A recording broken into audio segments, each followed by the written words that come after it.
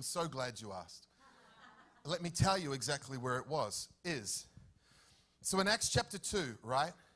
We're familiar with Acts chapter 2. So the disciples have had the best internship you could have. They're 3 years on the road with JC. Right?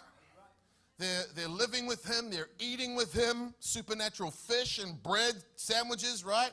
Fish tacos, basically, right? They're there when he raises Lazarus from the dead.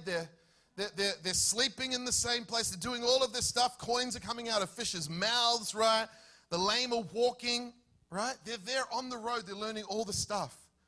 And yet, then Jesus says to them at the end, he says, hey, I want you to go into all the world and preach the gospel to every creature. Do you get the feeling Jesus was like, everything that moves, preach the gospel to it. Right? And then he says this, he says, but wait in Jerusalem until you are clothed with power from on high. So they went to the upper room, right? Now the upper room was no special place. This is just a normal building in Jerusalem, and there was a room downstairs and there was a room upstairs. It was up the stairs, it was the upper room. And so they go into the upper room and they're just hanging out now, 120 of them, and they're pressing in and they're praying. Now they couldn't even pray in tongues. Do you ever think about that? They're not like just 10 days, come on, pour it out, Lord, we want tongues. Oh, what's this? They didn't have that. They're just like 10 days, they're waiting, 120 of them, believing that something's going to happen. And then suddenly, don't you love that word?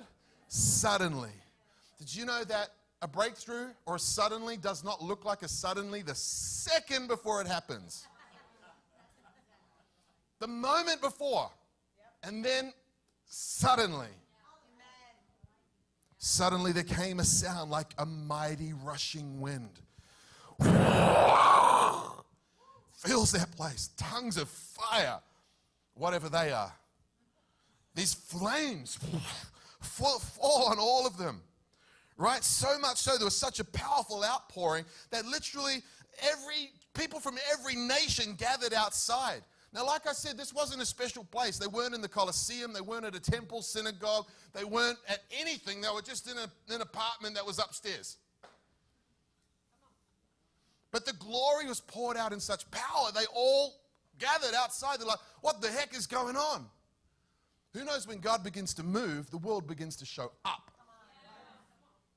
Now listen, in Genesis, God breathed into Adam's nostrils, right? And humanity, we were born. Breath of life. I like to think of it like this. When that sound like a mighty rushing wind came, God breathed into the church and the church was born.